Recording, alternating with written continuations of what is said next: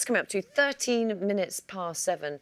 So for the last 10 days or so, we've been hearing about the terrifying ordeal facing 12 boys and their football coach who became lost and then trapped in a flooded cave system in Thailand. Now rescuers face the tricky task of finding a way to bring the party to safety. Jamie Cubbin joined a cave rescue team in Derbyshire to find out a little more.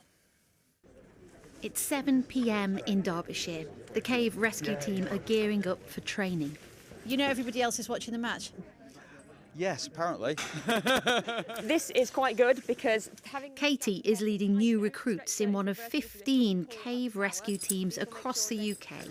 Everyone here is a volunteer with a day job and a passion for caving. By day, Ziggy. I'm a statistician. Are you?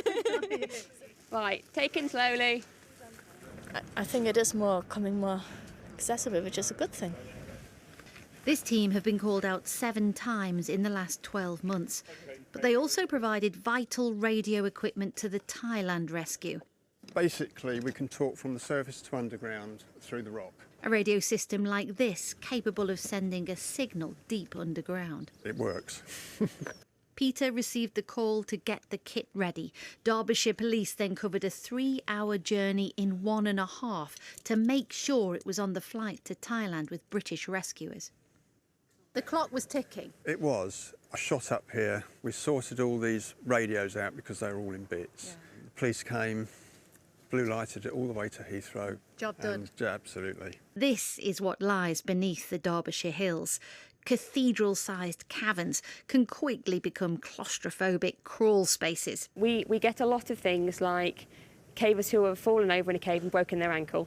Places where I could cave to in 20 minutes on my own. With a stretcher, it will take us a good 6 or 7 hours. And that was because... But there is one key difference between Britain and Thailand: monsoons.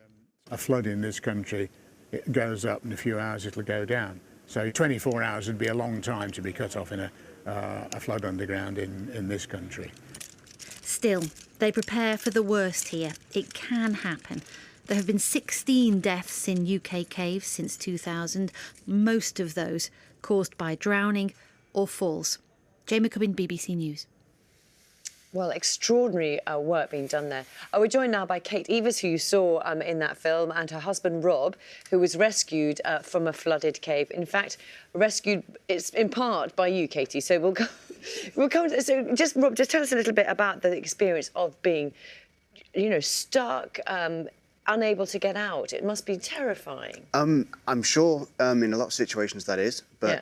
I was in a cave I'm very familiar with. I studied the caves, we tried to explore the caves further, so I knew I was very safe. The cave entrance is only a very short section that floods, so we could go beyond, we could sit and wait for the flood waters to retreat, was the hope.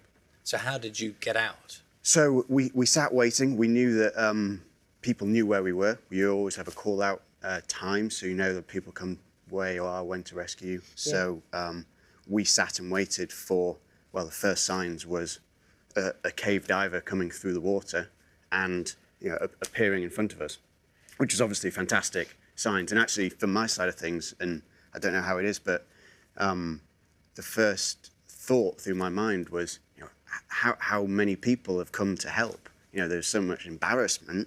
Yes. Because it's all volunteers that help with cave rescue, so it was a...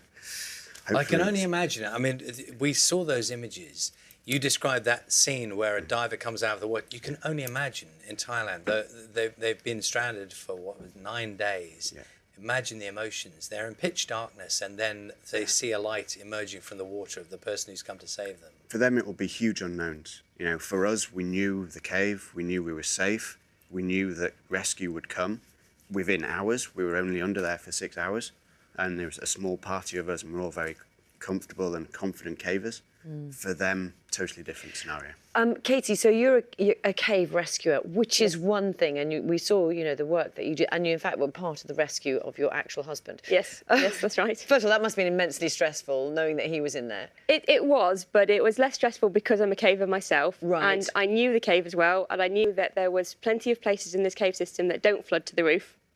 So I know, although the entrance of the cave had flooded to the roof, I knew he was going to be sitting somewhere dry and waiting. So I wasn't, fearing that he'd been killed or anything, because I thought, well, you know, he might be a bit cold, he might be a bit stressed, but he'll be sitting and waiting. And a bit embarrassed as well. Let's just talk about, so cave rescue is one thing, but what the complication in Thailand is obviously the water and the fact to get them out, they may have to take them underwater, so it involves a dive.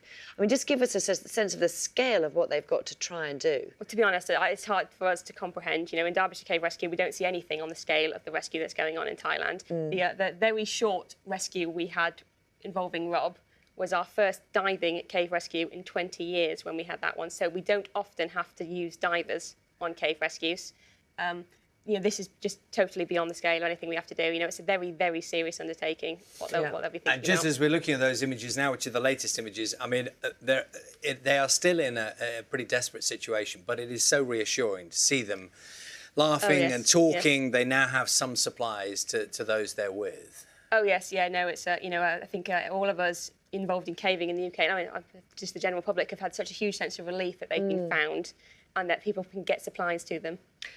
Rob, so you were inside the cave, you had the divers arrived, and then you had to basically do a dive to get out, which is possibly what these children will do. We understand some of them, maybe not all of them, may not be able to swim at all. So just talk a little bit about the experience of actually having to do that. I mean, the interesting thing is, you know, you're sat in the cave and you just have this barrier. You cannot move through it. And as soon as I saw the cave diver come through the barrier, there was that instant elation that, you know, it's possible now with the technology that they'll bring that we can move through this. So there was so much hope that came with that. Actually getting into the water, you know, very different conditions. The caves in the UK are quite cold. Yeah. So doing that in just your normal clothes and you're already cold was an unusual thing to do. Actually diving through underwater was exhilarating. You know, I really enjoyed the process, albeit for, you know, a short period of time. For them, who knows what that would be like. And it's dark, and we understand that you know, they can hardly, the visibility is very, very low. So yes. Thank you for telling your story this morning. And we will be catching up with our correspondent in Thailand later on this morning, just to pick up on the very latest. Thank you very much. Thank you very much indeed.